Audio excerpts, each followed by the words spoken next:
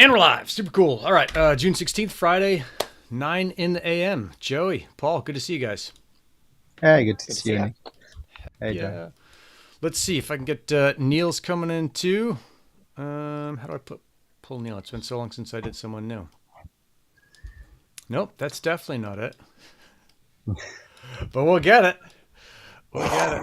Oh, what's going on, Neil? Hang on a second. Let me get you in here and get Suddenly this I squared haven't away. known it. There we go. There's our handsome devil. Hey, Nick. Whew. This AI is getting wild. Dude, this is getting super crazy. Look at Neil, no color in your hair. What's going on, dude?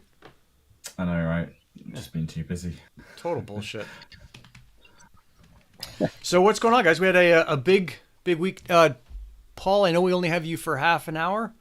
Do you want to do you guys want to hit this Yeah. DC burn thing? Because the MetSci console got some asshole stole a bunch of DCs. I know there's some DC issues on Helium side. What's going on there? Different things. Yeah. I mean, on your side is different than on Helium side, basically. Yep.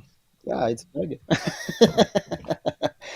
The story is a bug I've been created, which is related to the conversion rate. I'm in Europe, so there is a conversion rate. You pay DCs in dollar, and basically you paid it in euro for true, and you have a conversion.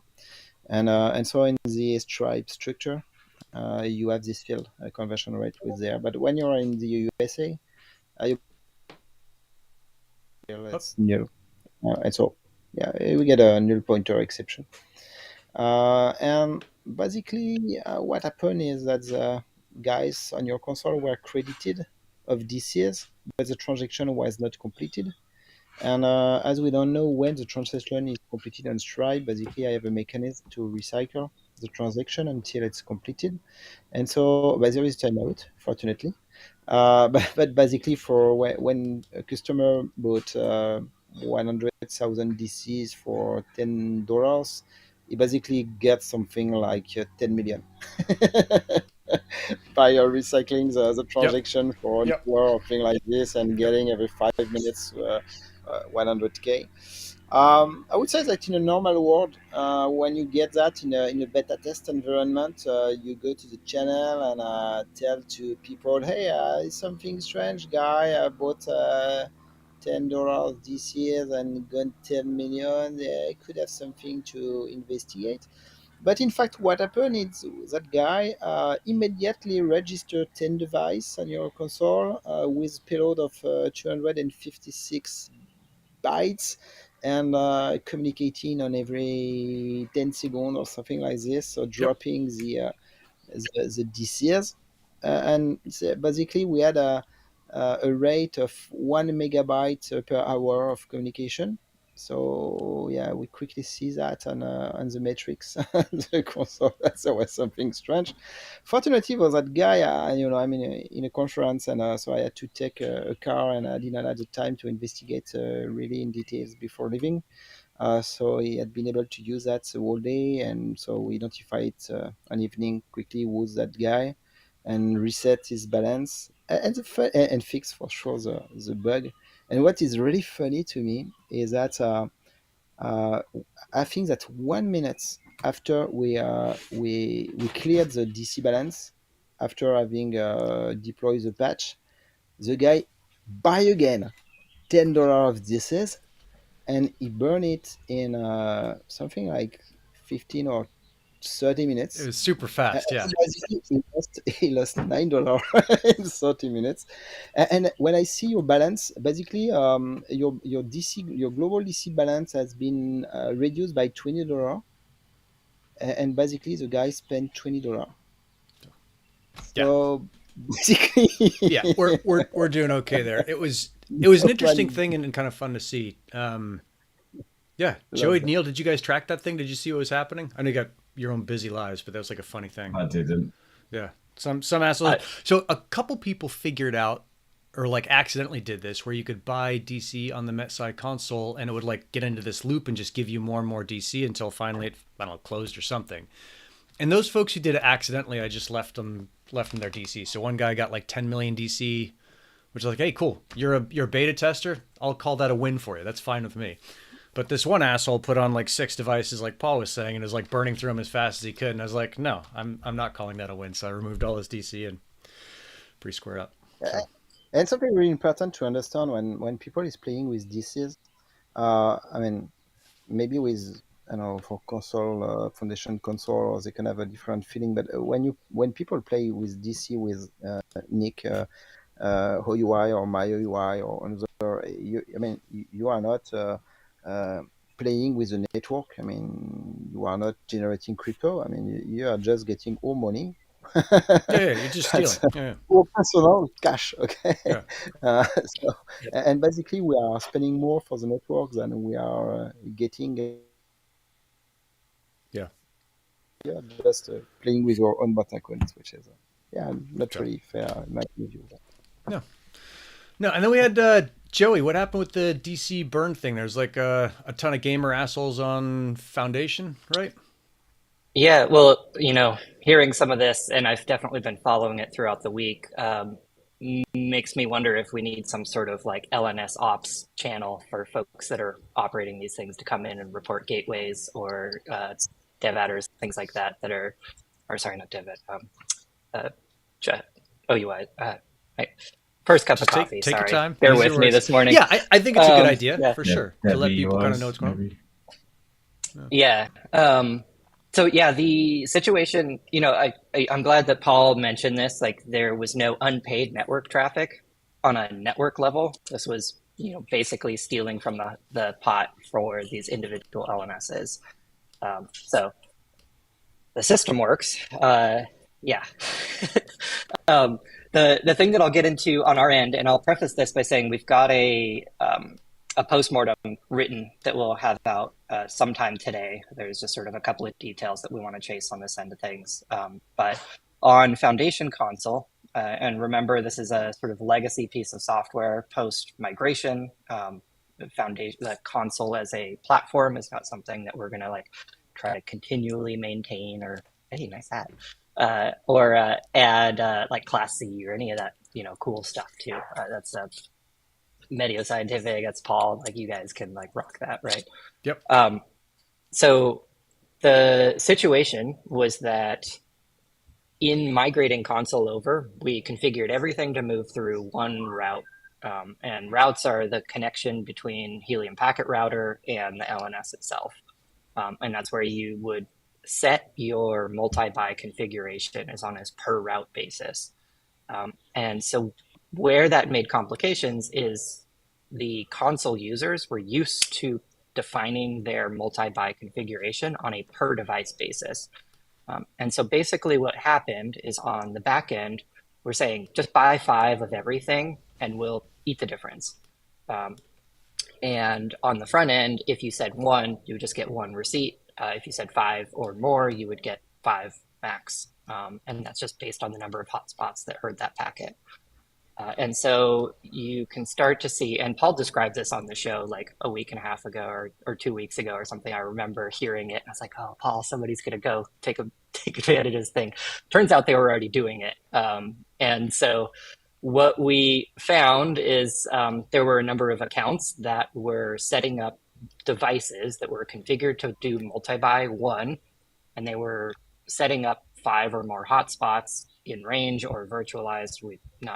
That part is irrelevant, but they were sort of spamming those packets through and draining that balance from the Foundation console.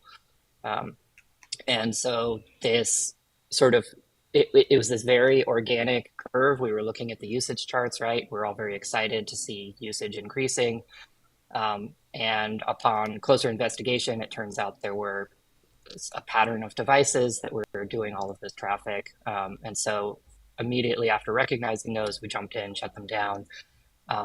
And fortunately, what we've been able to do as sort of fallout of this is implement a better design for multi-packet configuration. And so now what we're using is what we've previously had for this infrastructure is the session key filter. This is a lot. Yeah, it's like a bunch of nerdy shit. But it's good to hear that you guys are on. Yeah. But I'll describe it. Really quickly, so like when a device joins, the LNS will give it a session key. And that's unique to the session of that device. When you rejoin, you get a new session key. And so what we can do is that's a key that can actually be shared. It doesn't decrypt your data or anything. And so you can submit that session key to the Helium Packet Router, and then we can do what's called a MIC check on that packet as it comes in, and we can verify if you as an LNS actually wanted that packet. So that's great because now you can't spam packets to an LNS and take away their funds, right? And so now the improvement is that you can configure that multi-buy alongside the session key. So instead of doing it on this per route basis, which covers the entire LNS or an entire organization on your LNS, you have the ability now to do that on a device. And so what we've done on Foundation Console is we added just a little bit of logic to pass along that previous configuration alongside the session key thing that we already did. Now everyone gets the multi-buy that they wanted. Yep. And there's no more like exploit channel there as far as we can tell. So we're still monitoring. Like I said, there's a couple of details we want to chase before we get that postmortem out. And to complete the session key activation is really important because, I mean, there is another attack you did not describe, which is more easy, more efficient than the one you described. And I won't detail you, but now we are stuff about this. Yeah, it's funny that no one exploits this attack, which is really, really more efficient than the one that has been used. I'm sure they'll figure it out. On that note, I had discussion with Foundation and all the team about this attack since 2 or 3 months, saying, "Hey guys, it's impossible to go in production without fixing this. We are going to be dead." And yeah, you put this emergency patch because of this at the end, but there was plenty of reason to have trouble before. Just to complete, the chip stack implementation is a bit different. Because I mean this kind of attack has been identified and chip stack has been designed at the beginning to face this. This is why we had a first level of implementation of the max copy that was at the root level, and this is what is implemented in a chip stack. It's at the root level. It won't be at the device level. In my point of view, I mean, I understand that why it's done in console because there is one root for all the device in a legacy console. It's not the design I've selected in chipstack for this reason. It's this exact reason, and I don't want to manage it at the device level because it not makes sense. In a normal use, a mass use of a device in a network, you have 10,000 of similar devices, and so it makes no sense to manage the number of copy per device. So you manage it by tenant, so by family of device, and this is what is implemented. We have some exception, which it's more community usage where you have a single person having one tracker and you want 50 copies, and you have a device at home for temperature or whatever, and you want one single copy. So for this, you just create 2 tenants, one with a lot of copies and one with only one copies. It's good enough, and it's really simplifies management because in chipstack I try to not modify chipstack itself. And I don't have a copy of the device table for every device to keep it simple and synchronized.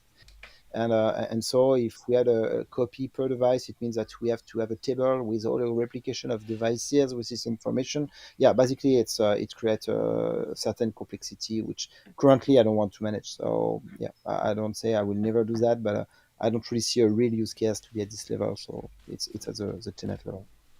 I see. Yeah. The nice thing about the design is you can do either route or either direction rather. Many options. Neil, what's going on in your world, dude? What's going on? Just working hard, man. Yeah. Yeah, we launched with Rack the sticker now, so you've already seen it's official. Hold it up now. Oh yeah. I can actually hold it up now and show you just. Yeah. Jeez, that thing's thin.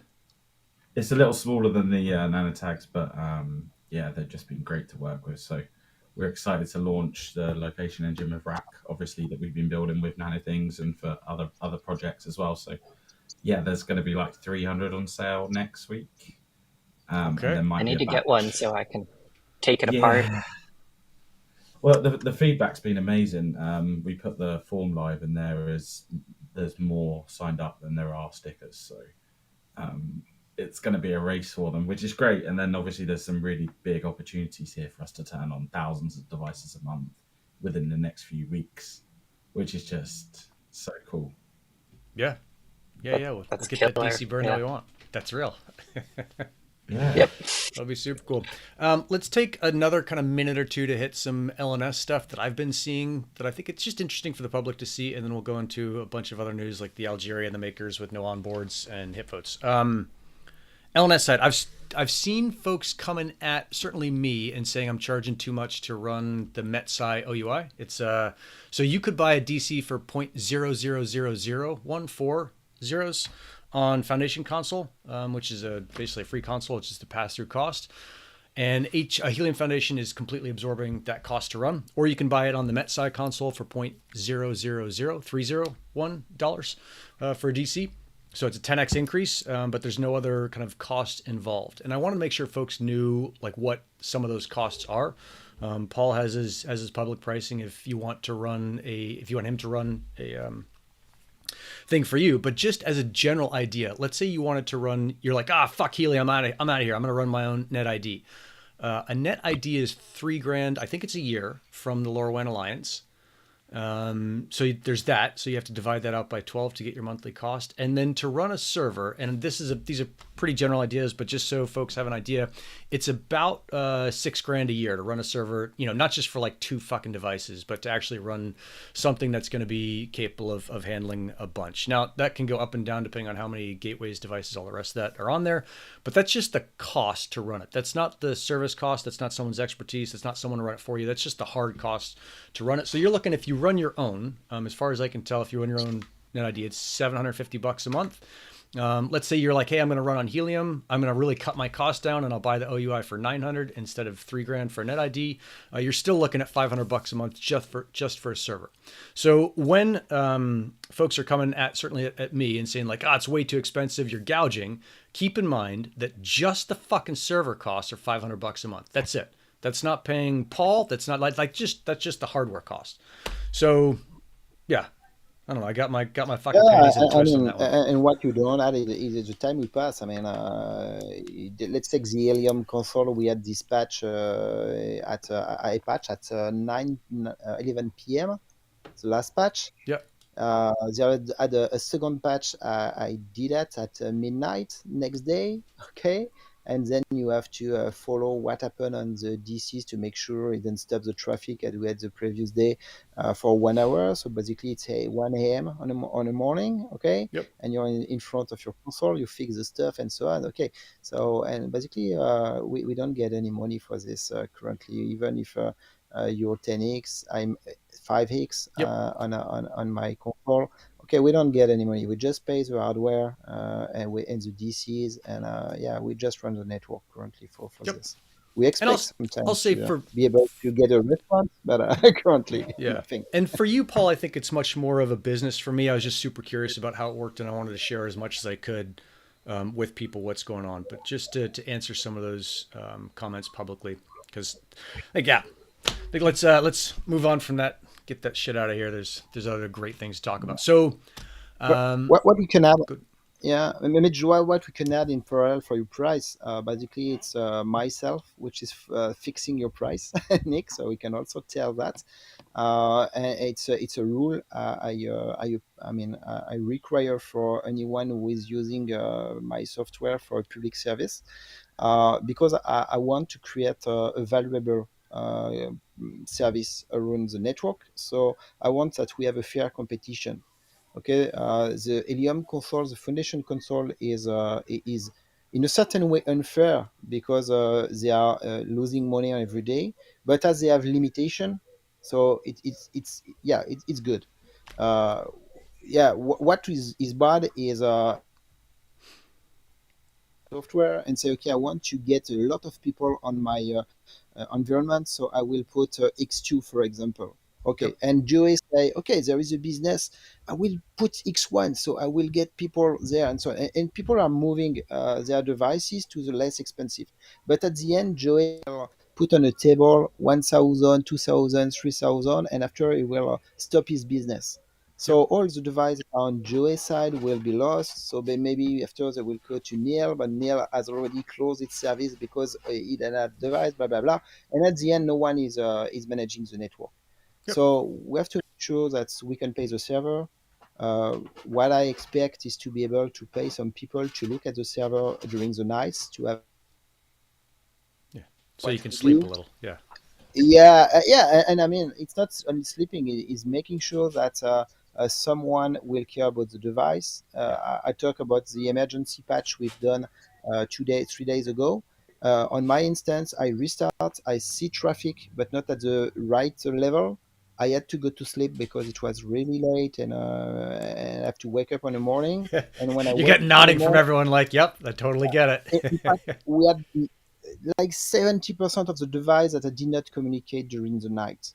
And Yep. I don't like this. It's really bad. And I fix that in the morning, but I want to avoid this. And to avoid this, there's no choice. We have someone looking at the system on 24/7.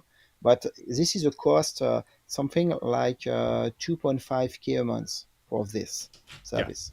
Yep. Okay, Yeah. Yeah. so That's we a need good to level have set. this level of revenue to do Yep. that. Cool.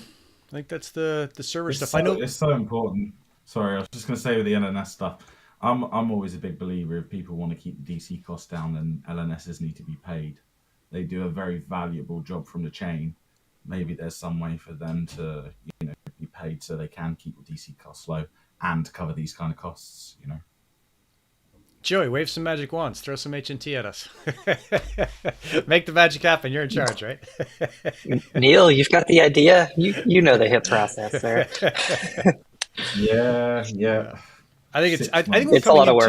into. There's an interesting thing that this also brings up is that Helium Foundation is now hiring for a governance person, which is great to bring someone on board to do that. And I don't think I have a link in the description, but you can certainly find it if you're looking for it. If you're thinking about applying for that job, let me know. I'll find the link for you.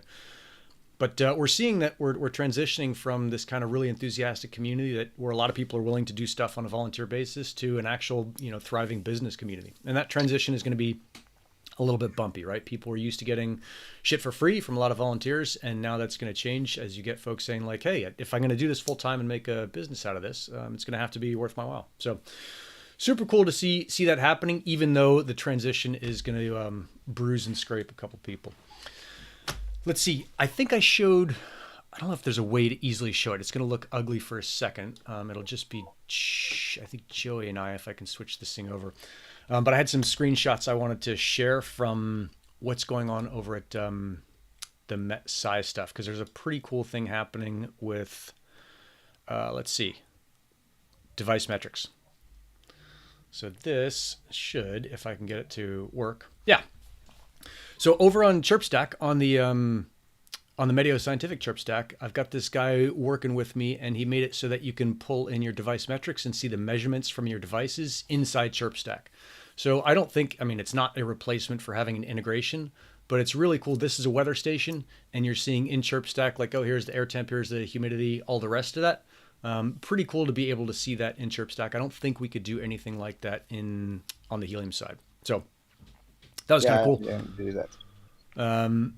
And I'll keep working on that. I think what's going to happen is that by the end of next week, every device template profile in the MetSci ChirpStack will include this and include like a full description inside of it, so that it makes it really easy for someone who's not kind of native to that program to add a device and understand what's going on, understand how to send the Class C, like all of that stuff. I'm going to make that as easy as possible for non-native users of that. So. Yeah. That's a really great feature. I just want to raise one point is that ChipStack is not a database to store device data history. So really good to see the data and see it a short-term view. But as I don't want to manage a 1 TB PostgreSQL database that will really impact the performance of the shipstock at the end, I will clean the database. I don't know exactly currently if it's every month or I will have to limit the storage. So just to let you know that Yeah, really yeah. good to supervise and so on, but don't think that we're gonna store forever. It is a cost, and the main point is it has an impact in terms of infrastructure perspective. Yeah. It's great for quick debugging, right? Like being able to see it. Like a lot of the time, I sit there and wait for the debug window to open, with the debug window open, then look at the payload. So having some quick at glance, like, oh, this thing's still on, it's great. Yep. But not long-term storage. No. I think all this stuff is like, as one of the interesting things to see is that, I'm not super familiar with ChirpStack, and I think ChirpStack is not super familiar to many people, is that there are folks who've been working on it for a couple of years and they're coming in and saying like, oh, hey, you can do this, that, and the other. And so I think this is a really cool thing. I've really enjoyed working with Paul over the past couple of weeks as we kind of muddle through these things together and figure out like, oh, this thing needs to be changed. Check out that user, do this, look at the DC burn. And what I think happens is that you have right now, as of June 16th, 2023, a system that is like sub-optimized, right? Like it's not where it's going to be in June 2024 or even next month, July 2023. And you're seeing in real time like how people are improving this thing, and it is pretty exciting to see like all the improvements coming down the pipe. So, but there is a good improvement. I will really soon. I think. I mean, I'm working on it, so I'm not 100% sure, but it's really I think it's going to be okay. As it's something that we don't have in ChipStock, is the ability to switch from one zone to another zone. In ChipStock, a device is attached to a zone. So if you have a tracker, if you send it from Europe to USA, even if your tracker is able to switch from the right frequency, the data will be received in a wrong zone and will be trashed by ChipStock. And so I'm currently able to detect this. And what I want to do is dynamically change the device type to go to the right zone. And so your device will be able to switch from your OU 86 to US 9915. So should be released soon. I'm a bit busy in my other life. This day. I'm not in holidays. It looks like I'm in holidays, but for real, I'm in a IT conference. But it's a really cool conference in the camping. I'm working today. Yeah. No, thanks for taking time out to visit with us and catch everything up. Let's see, Joey, I saw Algeria switching from AS923 to EU 868. I'm not sure how many Algerians we have watching the show, but just so you know, coming down the pipe. Sure. Yeah. I mean, that's just kind of the continual story of trying to normalize and stay within the confines of local governance. So we can always expect to see little tweaks like that. And we try to do it always with the voice of the local community. So yeah. Yep. I don't know. How's that for like a marketing line? Yeah. It's pretty good. I think I can help out. Let's see. So I've got another thing to show over here. We've got these makers with 0 onboards. Let me see if I can pull them up. There we go. So we have these makers with 0 onboards. I'm actually curious, Joey, to have you walk us through this one. And the one that stuck out to me, I'm not sure how big you have to make your screen to see it. I got to put on my glasses. But that Bobcat has 0 onboards left, and they are, I think, the largest. They have the most number of hotspots out there. So at the top, I'll just read them really quick. Deeper Mbit, DY Foundation. So that was, I think, the original hotspots as well. The DY's long AP links. Good. DY's a staging on DJ. Okay, it's a staging. All right. Yeah, there's links.atom. hotspots there. CalChip Connect, which is rack. Codex Hummingbird, Syncrobit, PyCom. The Bobcat one was a surprise to me, and then Controlino, and then that's it. Everyone else is at least one on board left. So it was kind of an interesting thing to see. Yeah, I mean Sorry to pull it off the screen. Actually, if you want to throw that up again, there's a couple of like Syncrobit is being managed by Nebra now, so I would expect to see that at 0. I believe those are handled through 𝗪𝗏's onboarding server. Okay. And then, yeah, I mean, Bobcat is really the standout for me here. Of course, 𝗪𝗏, we'd love to see any outstanding hotspots be able to onboard there. Yep. The 𝗪𝗁𝘁 is talking to all these folks. I think it's kind of gone around the rumor mill, but Bobcat did lay off some of their team. And I think it was this past week. So we've been talking with them to try and make sure that things are stable there for hotspot owners that have, bought hotspots but not set them up yet, or maybe are still receiving them. Somebody brought this up in Discord, I think it was yesterday, just this idea that manufacturers would have to stake the onboarding fee at the moment they created the hotspot. And I think it's, there's a ton of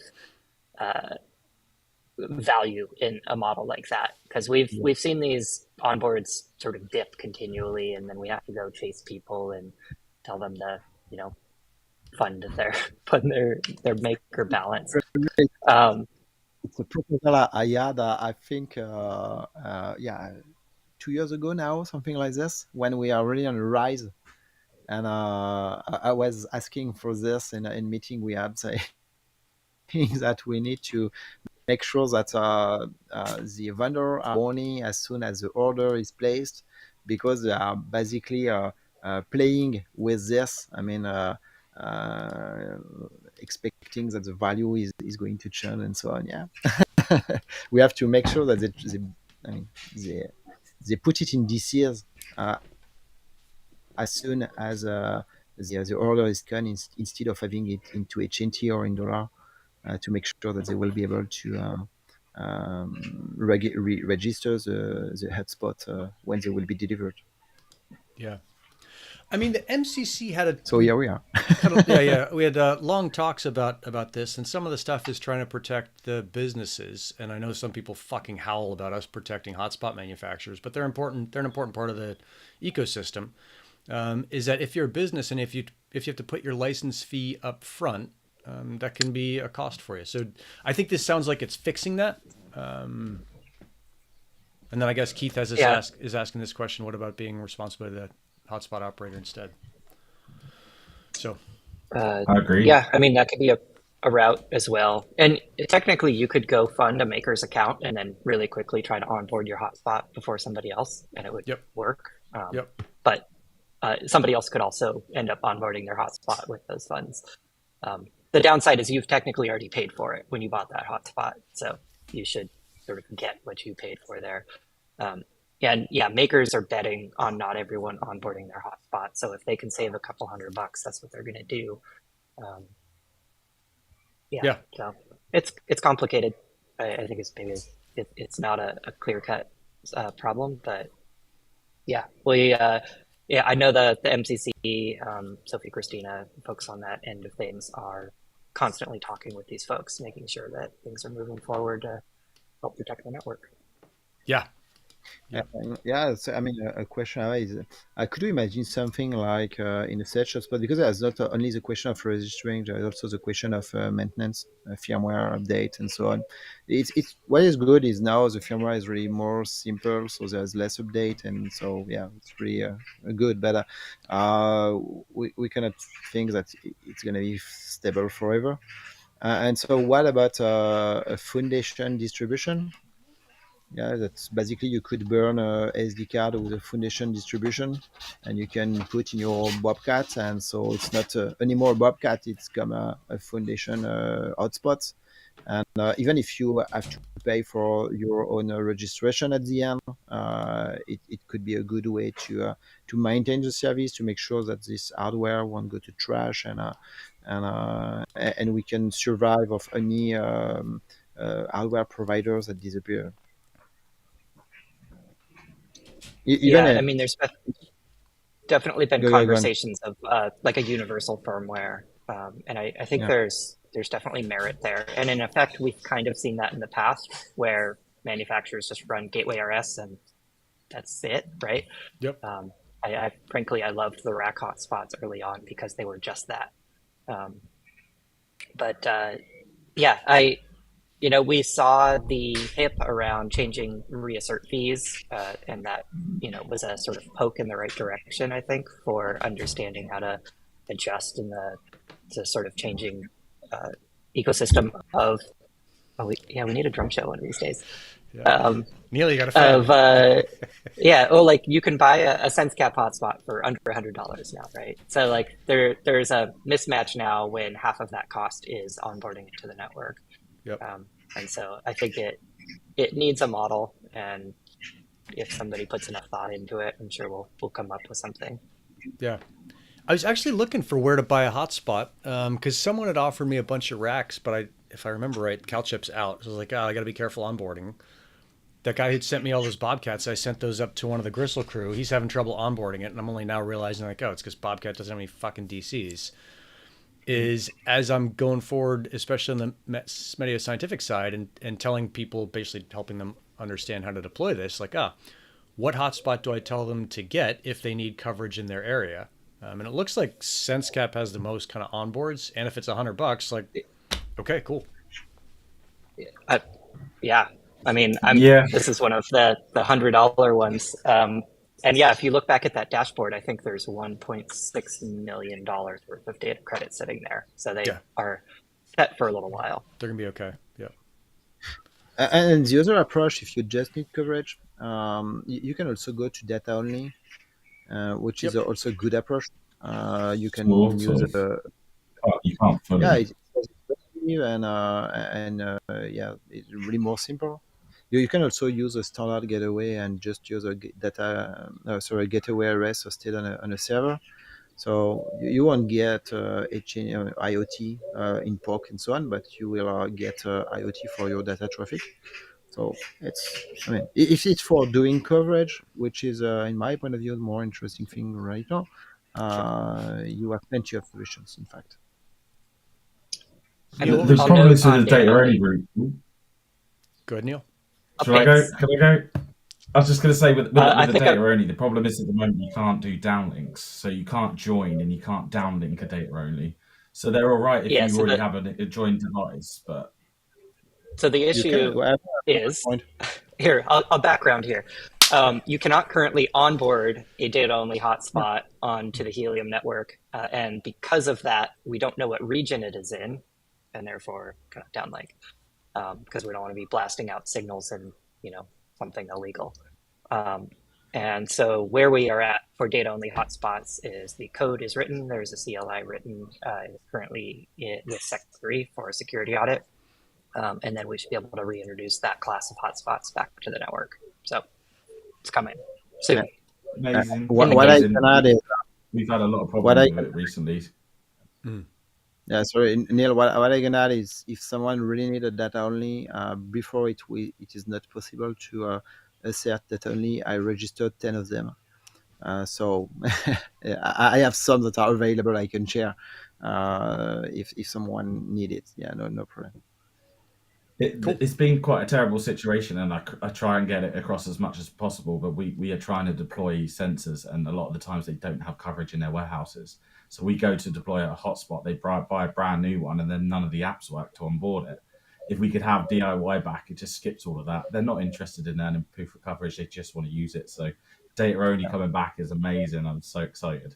That'll be good. And it's for this now. One of the service I created years ago, but really not used currently, is really I'm hosting gateway RS on servers, and so that's why I say I have 10 in advance.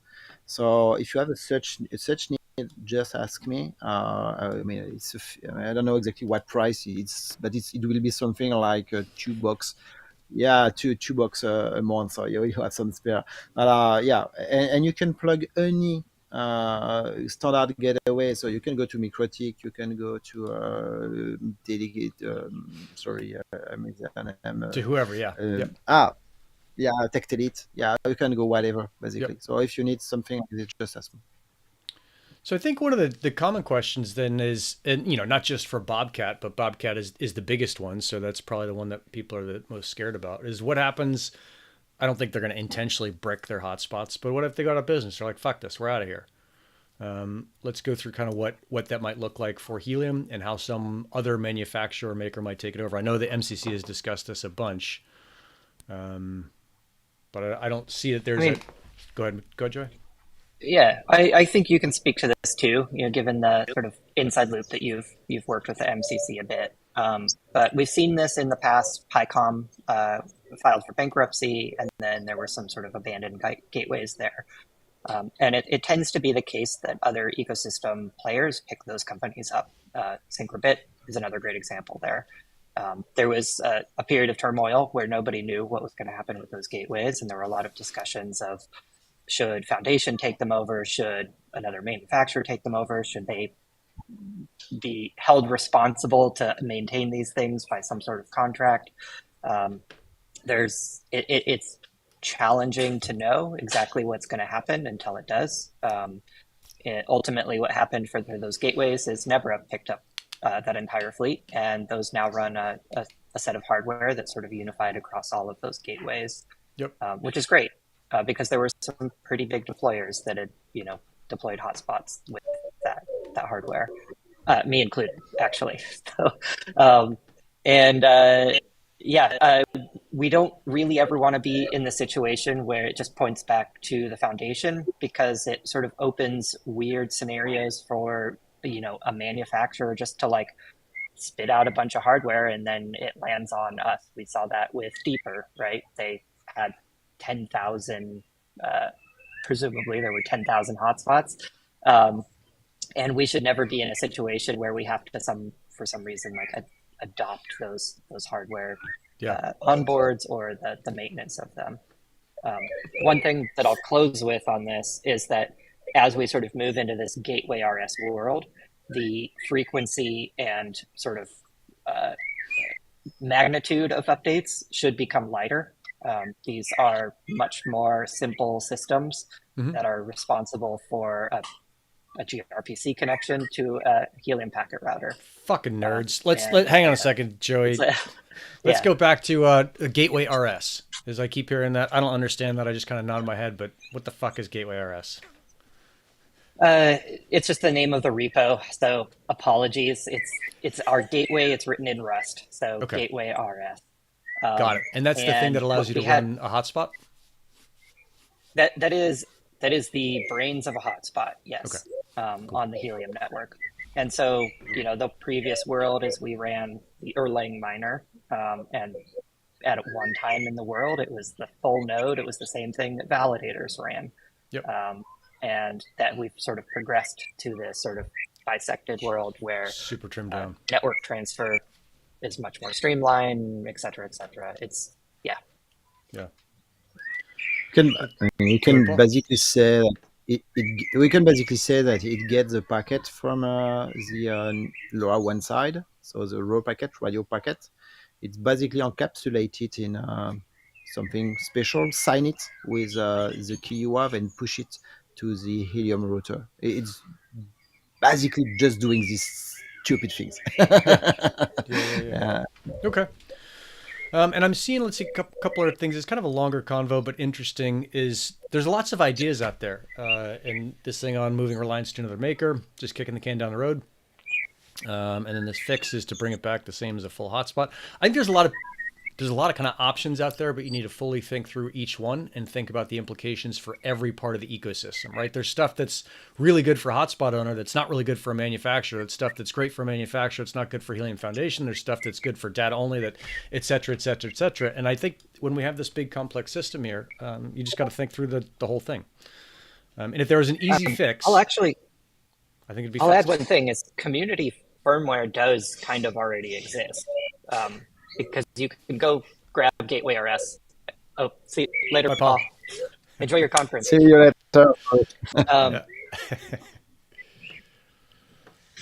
But yeah, you could pick up a rack hotspot with the ECC chip in it. You could go load Gateway RS. You could tell it where to go address that ECC chip, and that would work. That's a gateway. So we aren't in a sort of isolate, there are paths here, and should we need to sort of go tell the community how to reflash their firmware, great, but most people are not going to do that. And so, the thing that you have to protect those firmware update rails, because otherwise bad things happen, these botnets or whatever other scary things. Yep. But there are alternate paths. So, you could frame this as kicking the can down the road, but realistically, like, it's always an evolving thing. And so we can't just have like one master plan for where all this stuff ends up, in my opinion. Love it. I think Nebra are doing it the right way. Their plan is that people will pay for a dashboard, and you can flash their firmware on nearly every device. Obviously, it's about getting access to that device to flash it, but a good majority can just flash a Nebra firmware and get back up and running with a maker that's clearly trying to put effort in again. Whereas some of these smaller ones, maybe it's time to just remove their keys. I like the new MCC video. It was great. Minimum onboarding amounts, having 2.5 days of onboarding amounts in their accounts. And if they don't meet those criteria, the keys are turned off. So we have some clear picture of, maybe it's not a good idea to buy from this manufacturer right now. Right. But generally, just doing community firmware on their own, who's paying for it, who's sustaining it, who's putting the hours in to update it. You have to have a business plan, and Nebra seems to be the main one doing that at the moment, Yeah. I'll say this because Nebra is also doing the dual mining with, what is it, 𝗱𝗏x. So it's funny from like a strictly Helium side. It's like, these fucking guys are doing dual mining and making it so other people can come on and kind of vampire attack Helium. But on the flip side, they have been an extraordinarily positive contributor to the network. And I'll also say I've got a ton of respect for Aaron showing up at all of these events. And especially when people hated his fucking guts. And he's like, hey, I'm here. Like, if you want to take a swing or maybe just talk, let's talk this through. But it's not like I'm making decisions because I'm a bad person. I'm making these decisions because shit was batshit crazy in 2021. So that's what I said to him make the one other day. You just got... Oh, you said dual mining, and this is on 𝗱𝗏x. We on the foundation side wrote up some, the MCC wrote up some guidelines on how they, see that. Yep. There are definitely issues if you have multiple projects leveraging the same RF hardware, because you have limitations of your time on air, et cetera, et cetera. So the way that Nebra has done this is, if you turn one on, the other turns off. Cool. So, okay, I missed that. Dual is a sort of funny nomenclature there. I think it just sort of vibes with what people are looking for, but it is either or. Oh, nice. Thanks for the correction. Super cool. Yeah. I think it goes a little bit further than that as well. I just know, because I was told the other day, if you buy it as a Helium gateway, you can't turn it onto 𝗱𝗏x. So so it's sold under the guidelines of the foundation and not breaking any rules. Yep. But if you were to flash your own firmware on there, the Nebra firmware, you can choose between the two. If you were to. I mean, to be honest with you, I've always loved this idea that Helium had a decentralized node in everyone's houses. Yeah. If we can put other projects on there and make this thing profitable to run in a house, and you have these other opportunities like VPN, and it's great. You have a profitable node and it's serving many projects. Like right now, we're hardly using these pies. They're super, they're overkill for what we actually need. So use that space and it still uses the same power. Yeah, totally. It's a nice segue, Neil, into, so I've seen a couple comments on like the drum kits and the whatever the fuck it is behind you, the dartboard, into kind of the real world. And I had this thing hit me about this like DPIN CS idea, which is so decentralized physical infrastructure network, citizen science. Is I'm seeing more and more that, and I'm sure it's just as I'm looking around, these projects have clearly existed for a couple of years. There's a lot of projects out there that I would put into the citizen science category that can totally be a good DPIN project, and that can use the hardware that currently exists. So there's some pretty interesting stuff. I'll see if I can share this screen one more time. This will take me a second to set up. But I've got this thing. Let's see. We'll do this and that. You're going to see some extra funky shit.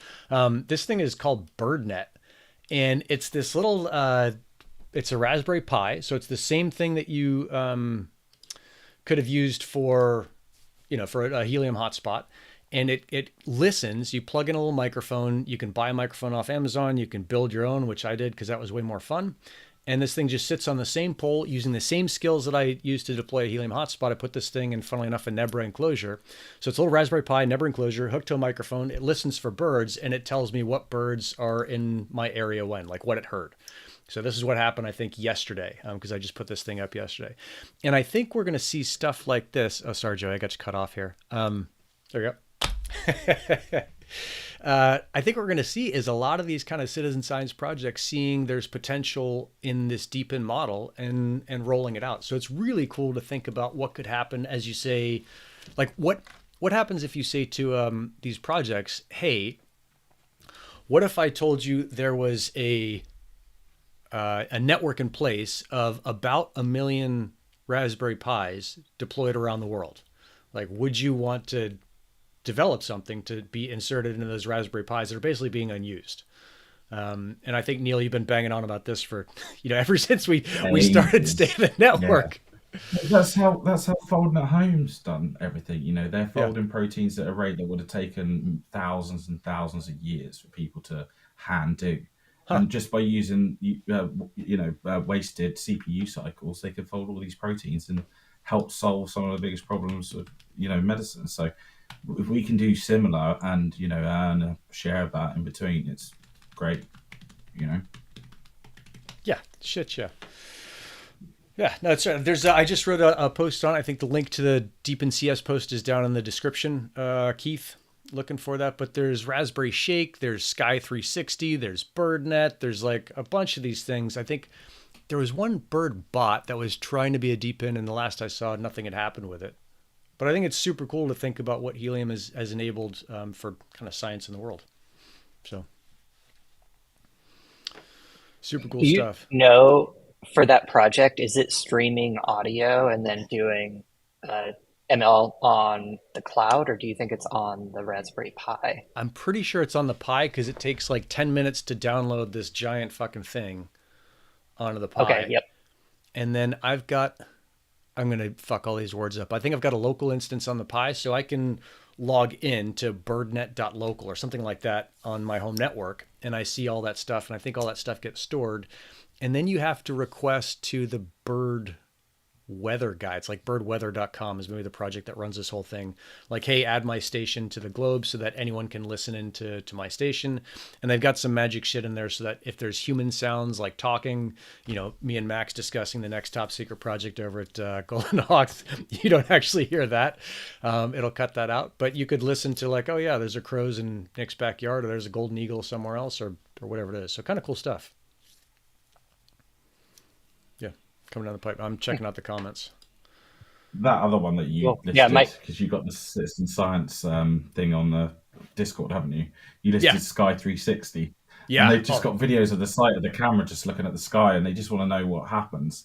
Yep. But it's such a cool little project that just like watches the sky, and there's just like videos of unknown things falling out the sky on their website. It's great. Yeah. Yeah, they've got like balloons and all kinds of shit.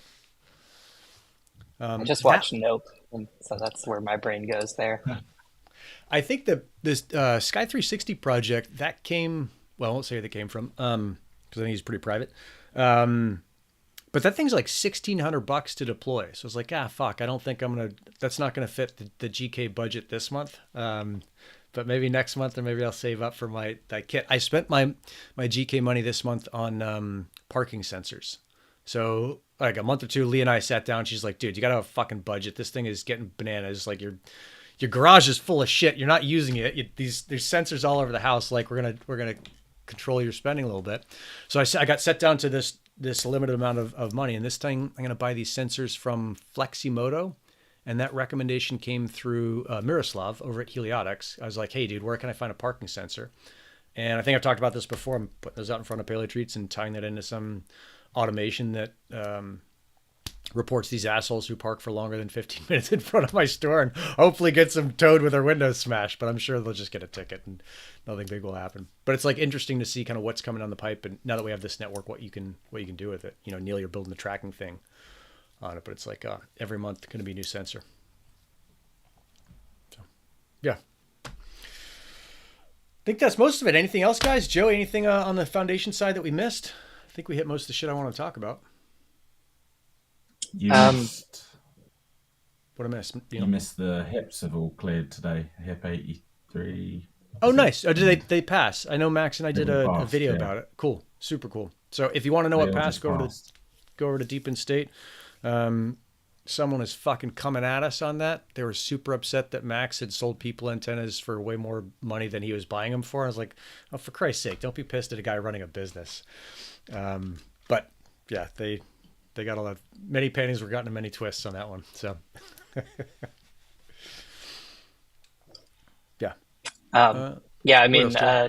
on my end, it's business as usual. We're sort of continually pushing use cases, all that fun stuff. Yeah. Hopefully, have some things to announce soon. We'll see.